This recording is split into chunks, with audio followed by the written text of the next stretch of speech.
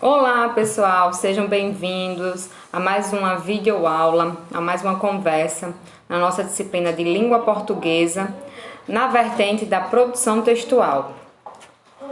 Para motivar o nosso entendimento sobre o gênero textual que vamos tratar hoje, eu trouxe para vocês 3 imagens.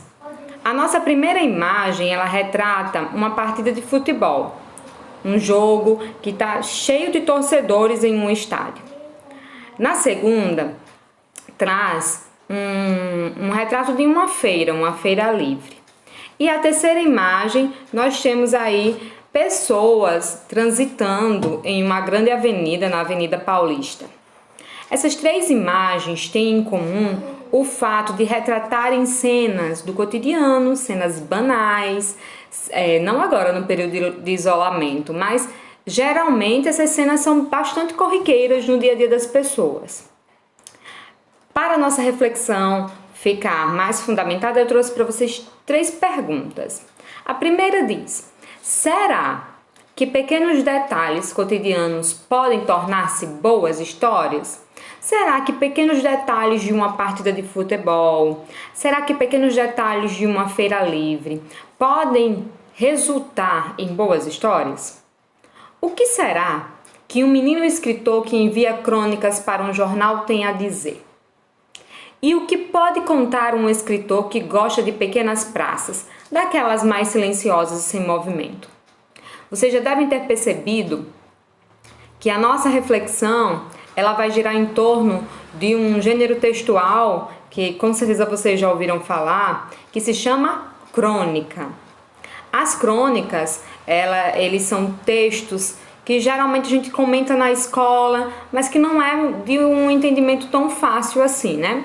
Quando a gente fala sobre novela, sobre conto, outros tipos de texto, geralmente se tem uma ideia bem clara do que é.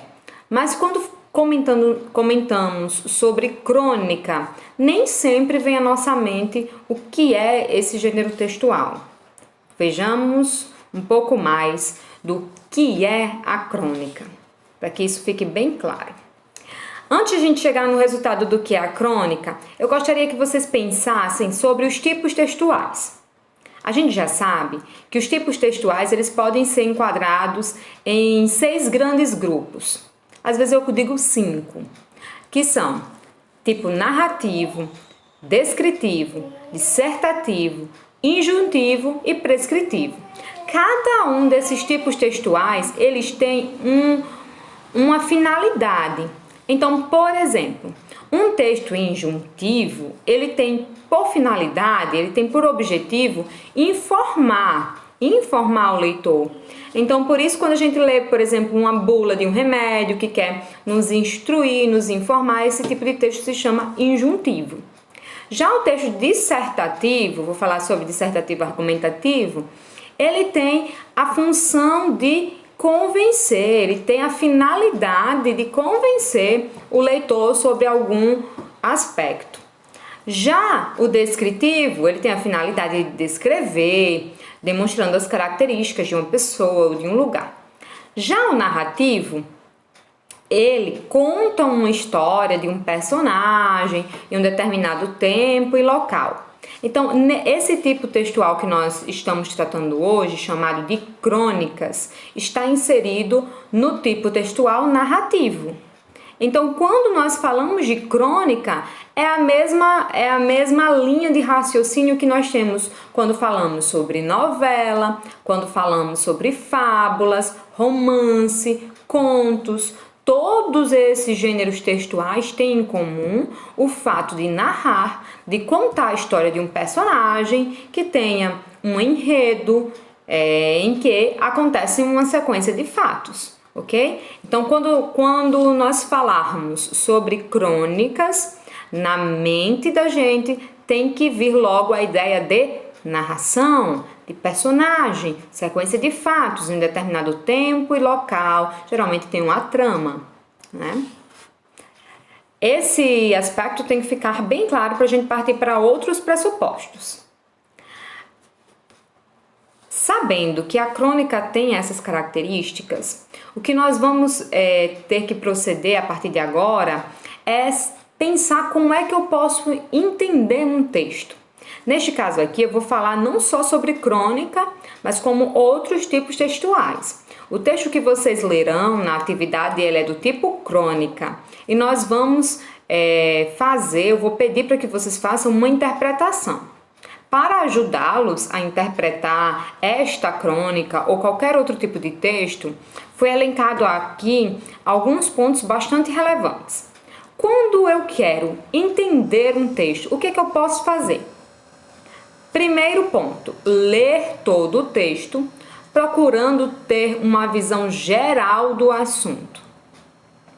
Ler o texto por completo vai fazer com que você saiba do que se trata aquele escrito. O segundo ponto diz: se encontrar palavras desconhecidas, não interrompa a leitura, vá até o fim, sem parar. O que nós podemos fazer nesse caso são dois caminhos. Eu encontrei uma palavra que eu não conheço, eu posso seguir a leitura e, dependendo do contexto em que aquela palavra está inserida, eu posso inferir, eu posso pensar, supor qual é o significado daquela palavra. Muitas vezes é para você entender. Caso não dê para entender de jeito nenhum, a gente vai recorrer ao bom e velho dicionário. O ponto 3 diz: ler bem, ler profundamente, ler pelo menos umas 3 vezes ou mais. Quanto mais a gente lê o texto, mais a gente se apropria do que ele quer dizer.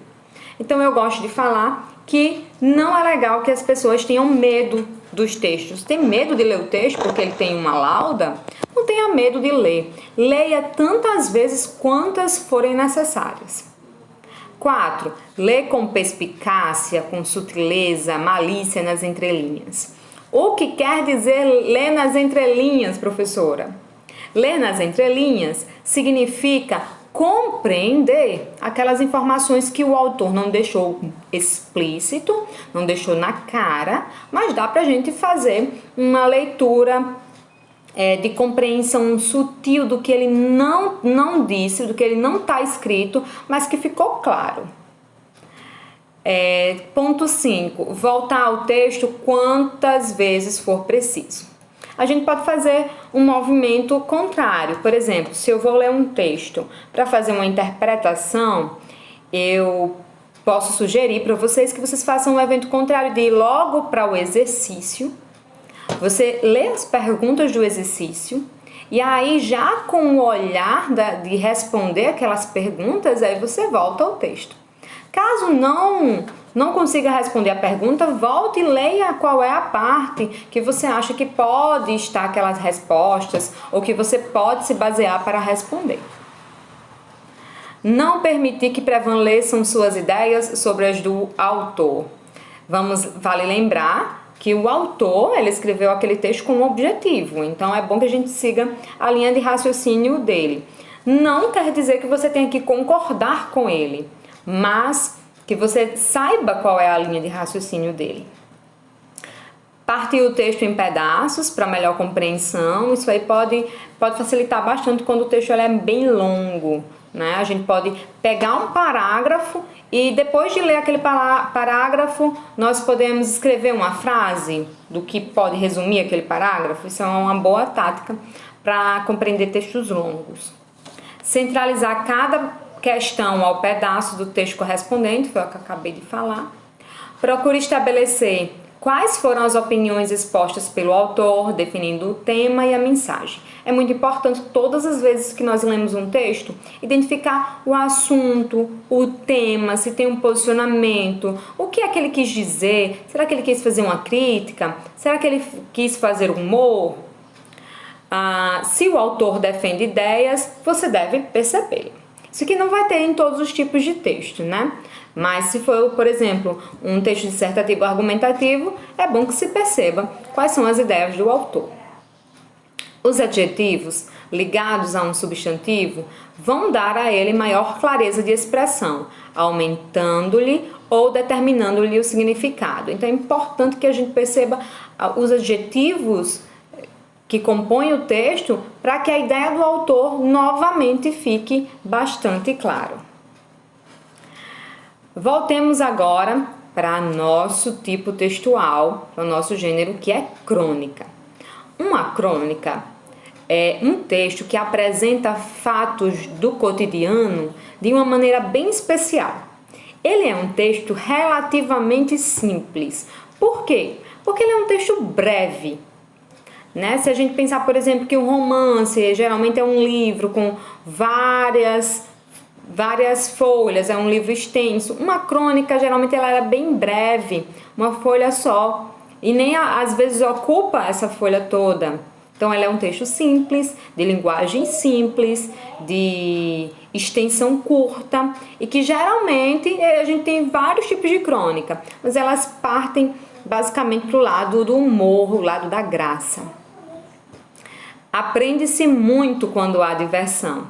Então, quando nós lemos uma crônica, que é o caso de vocês, a atividade de hoje, vocês lerão uma crônica, pode ser que o texto seja bem divertido, mas as crônicas não trazem só a diversão pela diversão. As crônicas, divertindo, atrai, inspira e faz amadurecer nossa visão das coisas. Ali no meio daquela diversão pode estar vários outros sentidos compondo esse texto de crônica, como por exemplo uma reflexão, né? Pode ser que tenha uma crítica ali implícita, escondidinha nas entrelinhas do texto. Então a crônica é um tipo textual que geralmente é muito bom de ler, muito gostoso se ler uma crônica, porque elas geralmente são muito leves e a gente lê facilmente. Pessoal, hoje a gente introduziu esse gênero textual chamado crônica e espero que vocês tenham aprendido, tenham fixado essas ideias que nós conversamos hoje para exercitarem a interpretação do texto e exercitarem também o olhar sobre as crônicas. Nós vamos fazer a leitura do texto O Menino Escritor, que está contido nas páginas 69 e 70 do livro de vocês. Logo após a leitura dessa crônica, nós vamos usar o que aprendemos sobre interpretação e sobre o gênero crônica para responder as questões 1, 2, 3, 4 e 5 da página 71. Espero que vocês não tenham dificuldades e um bom trabalho.